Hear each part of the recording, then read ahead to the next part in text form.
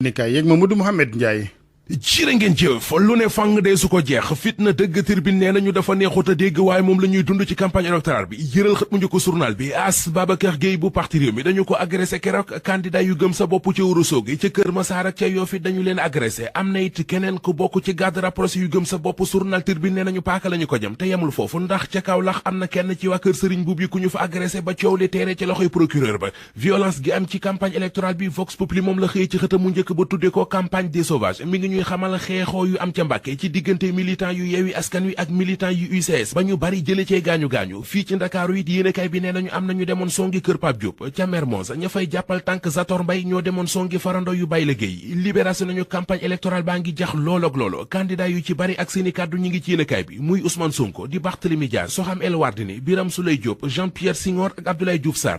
Diouf Sarr moomee candidat coalition Benno Bokk Yaakaar ca mairie bu Ndakaaru Source A nee nañu teeru bu rëy lañu ko teeru démb ci HLM fa la waxee ne gaay mu di yeneen candidat yi koy diir mbagg bu ñu ko ñemee woo na leen ci ab débat public kenn ku nekk ñëw indi programme am teg ñu jàkkaarloog askan wi Abdoulaye Diouf Sarr ne bu ñu ko defee bu boobaa ci la ñuy xamee ne duma seen morom ci genn wet ci wetam moom Diouf Sarr ci yéenekaay bi beneenub candidat nga fa taxaw mu di Barthélémy Dias journal bi nañu ci kanamu mobilisation gu rëy gu waa Yewwi Askan Wi def fa la siiwale ab programme am mu di programme bu mu tënk ci juróom-benni ponk la yéenekaay nañu Abdoulaye Diouf Sarr dëkk na ay adversaire am nee na ku ko ci ñeme mi ngi lay woo ci ab débat public ngir ñu waxtaane programme yi bu boobaa ci la ñëpp yi xamee ne bés yi góor a koy bay Soleil national lañu candidat Benno Bokk Yaakaar ca Mbàkke di Gallo Ba diggée na démb ci conférence de presse bu mu doon def ab hôpital niveau 1 ca Mbàkke bu ñu ko falee diggée defaraat marché bak stade municipal bu Mbàkke ba bu naa ma taal ne bu ñu ko joxee Dakar Plateau dina ko liggéey ci téeméeri fan ca Pikine Daawur Ñang Njaay ma fa newoon te ñu jëlee ko fa Soleil national nee nañu moo bëgg a dellu siwaat fukkeet ak ñaar ginnaaw bi Tribune xëy di ñu xamal jàlloore ju rëy ju Pape Diop bu bokk gis-gis def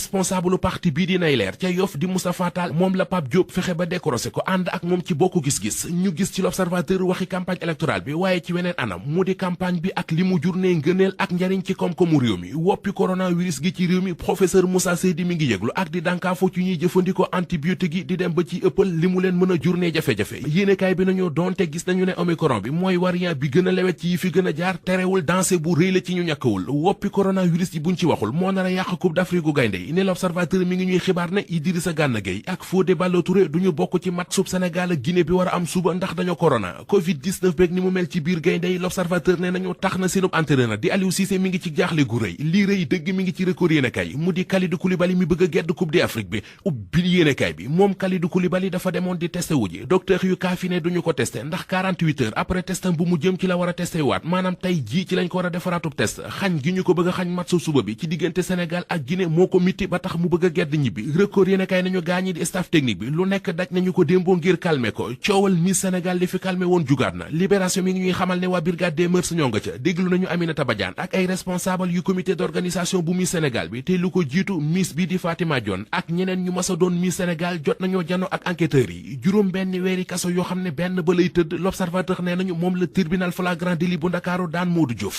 Diouf ab commerçant la bu am ñaar fukkeet ak ñeent dafa takk jabar bu yàggul jëloon xaalisam yépp yamale ko ca céet ga commerce am tàmbalee daanu tax mu dem ci benn boutique chinois sàcc fa téeméeri robb ak ñaar fukk ngir suqaliwaat commerce am